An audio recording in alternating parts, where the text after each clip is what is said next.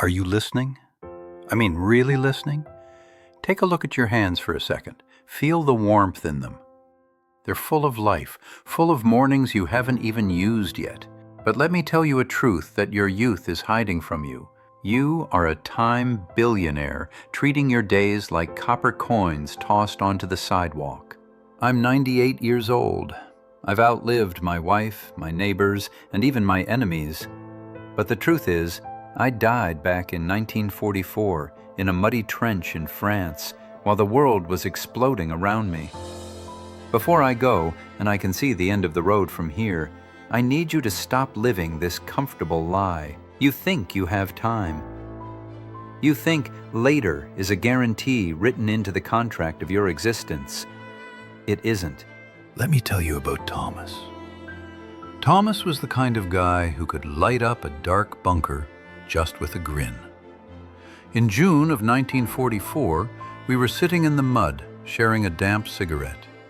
He showed me a photo of a girl named Claire. He'd say, "Frank, as soon as we take that hill, I'm writing to her. Next month, I'll be in London, asking her to marry me." Thomas had plans. He had a 50-year spreadsheet of happiness all mapped out. 5 minutes later, Thomas's tomorrow was canceled. There was no cinematic glory. There was only a vacuum.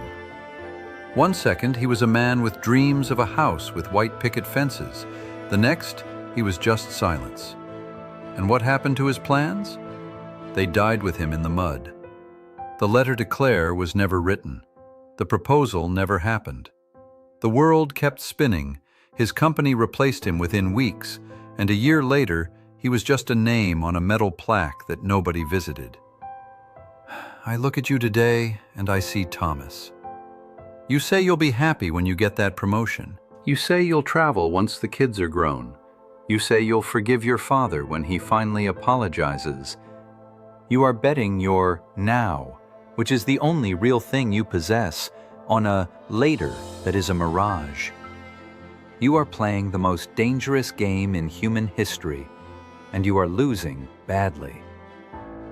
You wake up, open your phone, and let strangers steal the first hours of your day.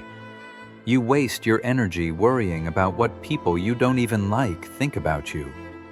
You work 60 hours a week to buy things you don't need, to impress people who don't care about you. It's madness, and you won't realize it's madness until you're sitting exactly where I am. And by then, my friend, it will be too late to return the merchandise. After Thomas was gone, it was just me and Arthur. Arthur was different. He was quiet, observant. He told me one night, "Frank, if I make it out of here, I'm never going to complain about cold coffee or a missed night's sleep ever again." He understood far too early what you still don't, that happiness isn't a destination. It's the absence of resistance to the present moment. We marched through miles of hell, and with every step I saw men who kept the best of themselves for a future that never arrived. They saved their words of love, they saved their forgiveness, they saved their joy. They lived as if life were a dress rehearsal for the main event. But the play was already happening. The bullets didn't care about their rehearsals. On a gray afternoon, Arthur was hit. I held his hand as his life slipped through my fingers. Do you know what he told me? He didn't talk about medals. He didn't talk about heroism. He looked at me with eyes full of a terrifying clarity and whispered, "I should have held my mother longer at the train station. I let go first, Frank. I was in such a hurry to leave. Why was I in such a hurry?" That question has haunted me for 80 years. Why are you in such a hurry? You rush to work. You rush to dinner, you rush to bed, always looking toward the next appointment, the next milestone. You are physically in the present, but your mind is always 2 miles ahead, trying to solve a problem that hasn't even happened yet. Let me give you a lesson from a man who has attended the funeral of almost everyone he ever knew. Your belongings are just inventory trash. I've had big houses, luxury cars, shelves full of Man of the Year trophies. Today, I live in a small room. I have a bed, a chair, and photos of my friends who didn't come back.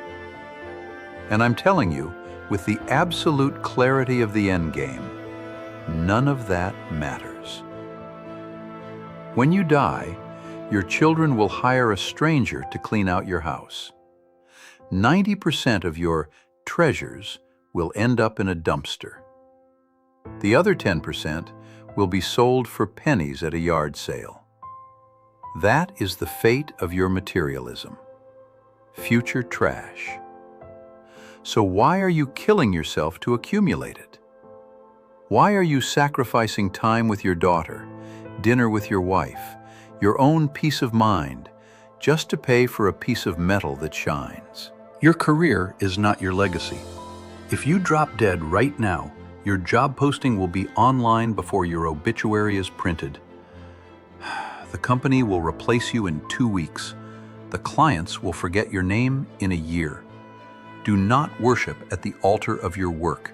It will not love you back. It will not hold your hand when the lights go out.